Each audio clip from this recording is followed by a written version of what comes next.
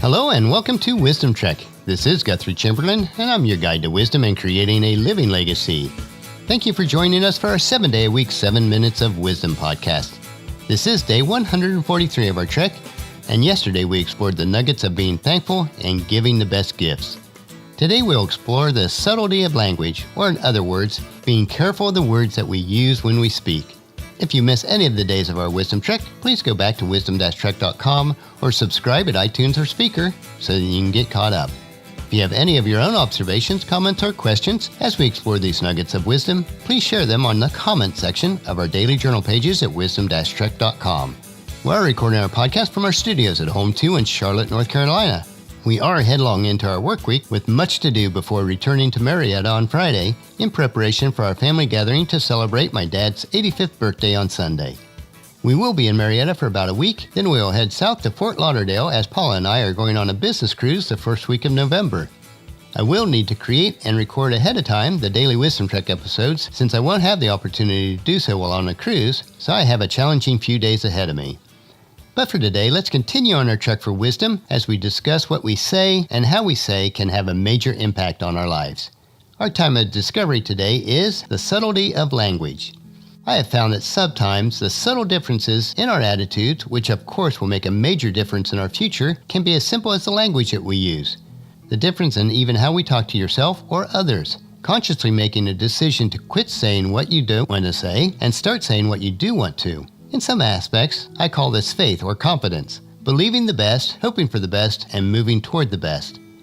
A few examples could be, instead of saying, "What if somebody doesn't respond to me?" you start saying, "What if they do respond?" Instead of saying, "What if someone says no?" you say, "What if they say yes?" Instead of saying, "What if they start and quit?" say, "What if they start and stay?" Or, "What if it doesn't work out?" you say, "What if it does work out?" And the list could go on and on. I've found that when you start thinking and saying what you really want, then your mind automatically shifts and pulls you into that direction. And sometimes it can be just that simple. Just a little twist in your vocabulary that illustrates your attitude and philosophy. Our language can also have an effect on how others perform and behave around us. I want to give a simple example of what a teenager may say to its parents. A teenager may come to their parents and say, "I need $50. And if the parents learn to say, "No comprende," that kind of language doesn't work here. We have the money that we could give, but that's not how you get $50. Then you teach the teenager to ask, "How can I earn $50? That is the magic of words. There could be money available here.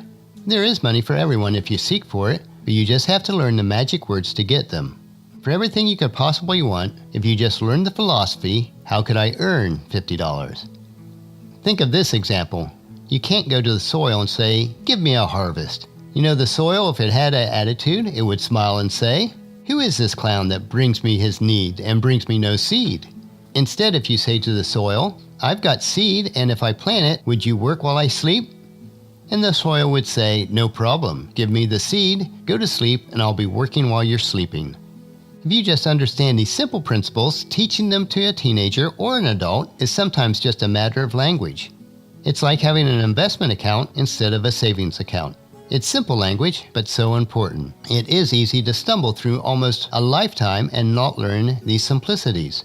If you don't take the proper steps in life, you'll be lacking and you'll have challenges that just don't work out, simply because you didn't read the proper books, you didn't listen to the proper training like this podcast, you didn't spend the time in class that you needed to, you weren't studying the principles that will change your lives. Does your language limit you so that you're not willing to search for the information and find the resources that you require? In order to obtain these resources, information, or establish a relationship requires continual action on your part. You cannot obtain without putting forth effort. It is the principle of planting and harvesting. A farmer cannot go to the land and say, "I planted last year, so produce me a crop again this year." That is not how life works. The book of Luke in the Bible, chapter 11, verses 9 and 10, gives us this pattern. And so I tell you, keep on asking and you will receive what you ask for. Keep on seeking and you will find. Keep on knocking and the door will be open to you. For everyone who asks receives, everyone who seeks finds, and everyone who knocks, the door will be open. You see in this passage, results follow actions. If you don't like where you are in life today, if you desire a change in your life, here is the great news. You can start this change process at any time. For me, I started early in my adult life to put into practice the principles for success. We have had our share of steep uphill climbs, times of trials where we lost almost everything. And then we've had times of bounty as we continued to apply these principles for success. In my experience, it takes about 7 years to go from a place of desperation to complete freedom. I call this the 7-year price. It may be a different timeline for you, but it will take time. There is no elevator to the top. It's one step at a time, and the stairs are usually very steep. You might say, what kind of revolution, what kind of change, what kind of thinking, what kind of magic had to happen for you to have success? And I would say, no, it wasn't any of these. Any person of any age and in any status of life has the capacity to succeed. Any 7 years, from 25 to 32, or from 50 to 57, or from 70 to 77, the starting point is not the issue if you truly desire change in your life. Whether it is 7 years or a few years more or less, whatever the number of years it is for you, you must be willing to embark on an intensive, accelerated personal development curve, a learning curve, an application curve to learn the disciplines and the principles. Now, it might not take you the same amount of time, but the changes and the rewards in some fashion are available for those who are willing to pay that 7-year price. You will find in addition to the time and effort that you invest, your language can have a great impact on your attitude, actions, and results. The subtlety of language is so crucial. Self-talk will program your brain to achieve what you tell yourself that you are capable of. That can be a very little or it can be much. The choice is yours.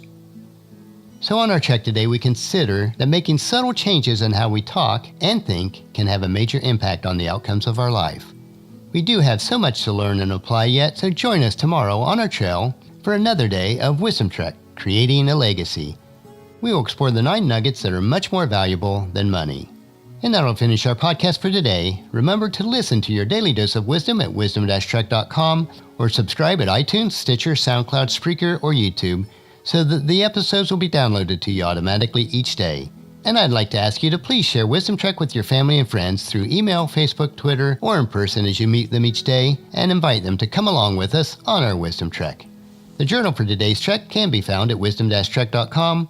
Thank you for allowing me to be your guide, your mentor, but most importantly, your friend, as I serve you through the Wisdom Trek podcast and journal each day.